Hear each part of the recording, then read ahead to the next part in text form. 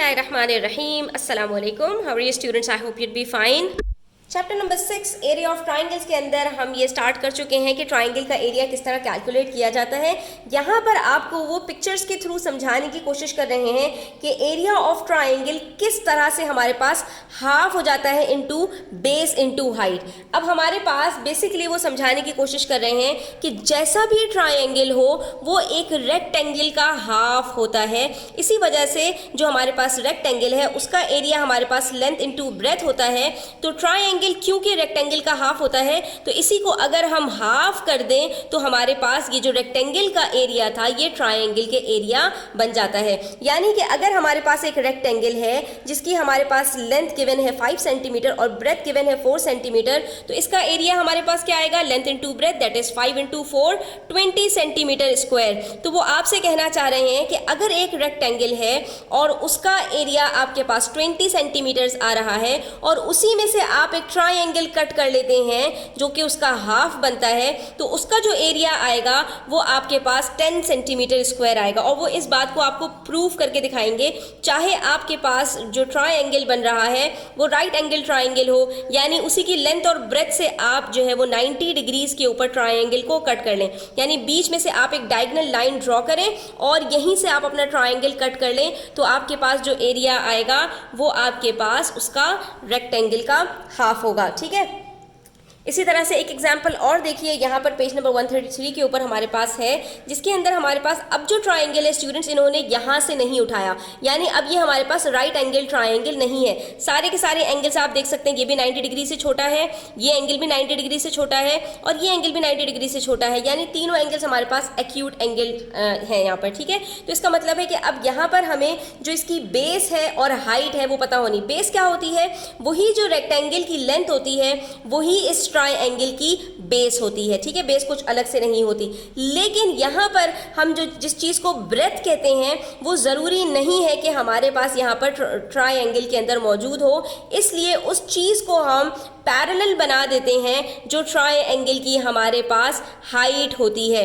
यानी कि जिसको हमने बेस बनाया है उसके ऑपोजिट से हमारे पास जो पॉइंट है वहाँ से हम एक परपेंडिकुलर गिराते हैं इस बेस के ऊपर, तो ये जो हमारे पास परपेंडिकुलर होता है ये बराबर होता है इस रेक्टेंगल की जो हमारे पास ब्रेथ होती है। ठीक है, अब आप देख सकते हैं ये हमारे पास रेक्टेंगल है। ठीक है, पूरा रेक्टेंगल है, इसकी ब्रेथ हमारे पास 6 सेंटीमीटर है, ये बिल्कुल बराबर होगी इस ट्राइंगल की हाइट के।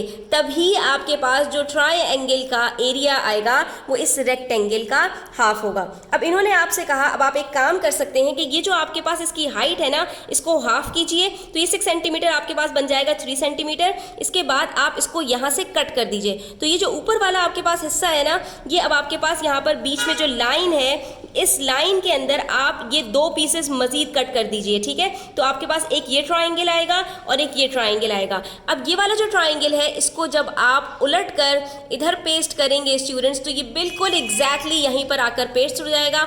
इसी तरह से ये जो दूसरा वाला पार्ट है इसको जब आप कट करके इस तरफ पेस्ट करेंगे तो ये बिल्कुल इस तरह से यहाँ पर पेस्ट हो जाएगा कि आपके पास यहाँ पर पूरा एक जो रेक्टेंगल है उसका हाफ बन जाएगा। ठीक है, तो अब आप देख सकते हैं कि आपके पास ये जो ट्राइंगल था ये यहाँ से जब कट कर इन दोनों जगह पर पेस्ट हो जाएगा तो ऊपर का पूरा पार्ट आपके पास जो है वो खाली बच जाएगा। तो इससे ये बात प्रूफ होती है कि रेक्टेंगल के अंदर जब हम एक ट्राइंगल बनाते हैं जो कि राइट एंगल ट्राइंगल ना भी हो तब भी वो रेक्टेंगल का हाफ ही होता है। यहाँ पर आपको ये बताने की कोशिश कर रहे हैं। देखिए सेकंड फिगर में इन्होंने आपको बता दिया कि यहाँ से इस पीस को कट करके हमने यहाँ पर पेस्ट कर दिया और यहाँ से इस पीस को कट करके यहाँ पर पेस्ट कर दिया, तो ये पूरा रेक्टेंगल का ये जो पूरा रेक्टेंगल था इसका हमारे पास ये ट्राइंगल हाफ बन गया। आप इसको अपने पास पेपर पे करके देख भी सकते हैं स्टूडेंट्स। तो अब हम इसका एरिया कैसे कैलकुलेट करेंगे? वही लेंथ हमारे पास बन जाएगी बेस, तो बेस हमारे पास यहाँ पर 6 सेंटीमीटर्स की है, इसके साथ हमने मल्टीप्लाई करना है जो हाइट है हमारे पास,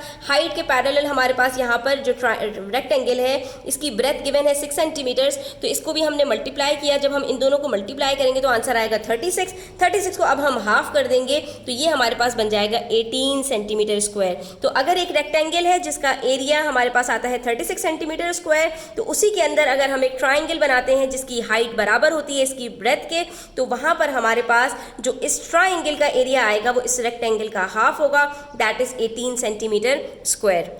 इसी तरह एक और एग्जाम्पल देखिए स्टूडेंट्स पेज नंबर 134 पर। अब जो ट्राइंगल हमारे पास बन रहा है ये भी इसी रेक्टेंगल के अंदर है और इसकी भी जो हाइट होगी वो वही होगी जो हमारे पास यहाँ पर इस रेक्टेंगल की ब्रेथ है, ठीक है। लेकिन अब इसके अंदर हमारे पास जो स्टूडेंट्स फर्क आएगा वो ये आएगा कि इसके अंदर दो एंगल्स तो हमारे पास एक्यूट होंगे। आप देख सकते हैं कि ये आपके पास 90 डिग्री से छोटा एंगल है।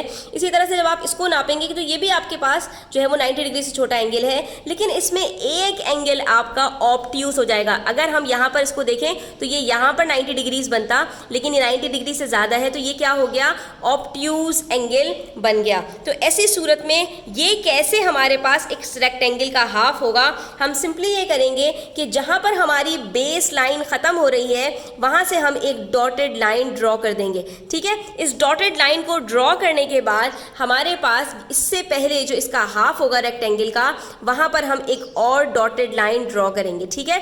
ये हमने दो डॉटेड लाइंस यहाँ पर ड्रॉ कर दी, ठीक है। अब हमने करना क्या है कि हमारे पास ये वाला जो एरिया है यानी कि इससे हाफ से ऊपर वाला जो एरिया है इसके अंदर हमारे पास जो है वो ट्रायंगल आ रहा है। ये हम क्या करेंगे, इस ट्रायंगल को यहाँ से कट करेंगे स्टूडेंट्स और उसके बाद हम जो है वो इसको उठाकर यहाँ पर पेस्ट करेंगे। अब जब आप इसको पेस्ट करेंगे स्टूडेंट्स यहाँ पर, तो ये एग्जैक्टली वैसे ही पेस्ट होगा जैसे कि यहाँ पर है, और बाकी एरिया जो आपके पास ये वाला एरिया बचता है इसको उठाकर आप एज इट इज़ यहाँ पर पेस्ट करेंगे, जैसे कि इन्होंने आपको यहाँ पर दिखाया है।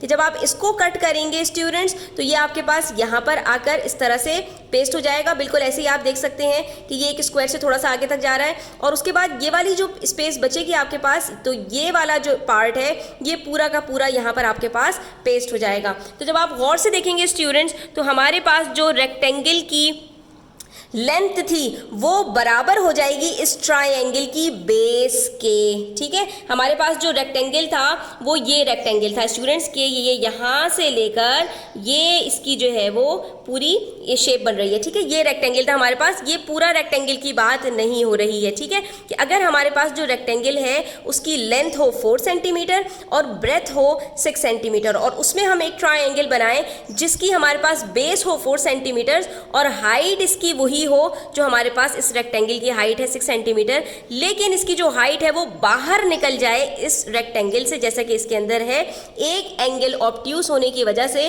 तो ऐसी सूरत में हम क्या करते हैं कि जितना एरिया रेक्टेंगल से बाहर है उसको काट पीट कर इसी रेक्टेंगल के अंदर इसके हाफ में हम पेस्ट करते हैं। तो आप देख सकते हैं स्टूडेंट्स के ये रेक्टेंगल का बिल्कुल हाफ बन जाता है। तो इसका मतलब ये हुआ कि अगर ऑब्ट्यूज एंगल ट्रायंगल भी है आपके पास तो वो भी आपके पास रेक्टेंगल का हाफ ही बनेगा।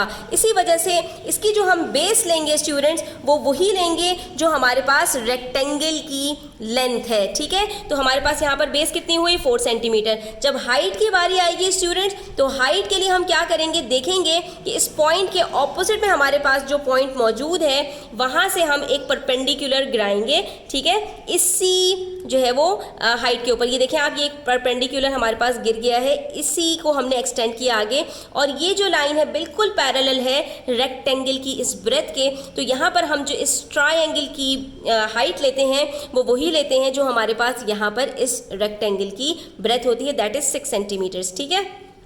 अब हम जब इसको मल्टीप्लाई करेंगे 4 6 24, 24 को जब हाफ करेंगे तो आंसर आ जाएगा 12 सेंटीमीटर स्क्वायर। यानी एक रेक्टेंगल जिसकी बेस है 4 सेंटीमीटर और ब्रेथ है 6 सेंटीमीटर, तो उसका एरिया हमारे पास 24 सेंटीमीटर स्क्वायर आएगा, और उसी के अंदर अगर हम ट्राइंगल बना दें तो उसका जो हमारे पास एरिया आएगा वो 12 सेंटीमीटर स्क्वायर आएगा, ठीक है। उसके बाद हमसे क्वेश्चन नंबर 5 में कह रहे हैं what is the area of each of the following triangles, explain how you find your answers. अब आपके पास यहाँ पर ट्राइंगल्स हैं, कोई रेक्टेंगल नहीं है, इनसे हमसे पूछ रहे हैं कि एरिया बता दीजिए। तो हमने सिंपली स्टूडेंट्स देखना है कि हमारे पास बेस क्या है और हाइट क्या है, हम दोनों को मल्टीप्लाई करेंगे और हाफ कर देंगे। तो यहाँ पर हमारे पास राइट एंगल ट्राइंगल है, राइट एंगल ट्राइंगल के अंदर कोई मसला नहीं होता, एक बेस होती है दूसरी हाइट होती है, इन दोनों को मल्टीप्लाई किया, 10 3 30 और 30 को हमने हाफ कर दिया तो हमारे पास ये बन जाएगा जाएगा, क्या बन जाएगा 15, ठीक है। हाफ इंटू 10 इंटू 3, तो 10 3 ज़ा 30, 30 का हाफ कितना होता है 15 सेंटीमीटर स्क्वायर हमारे पास यहाँ पर एरिया आ जाएगा। इसी तरह पार्ट बी में देखिए,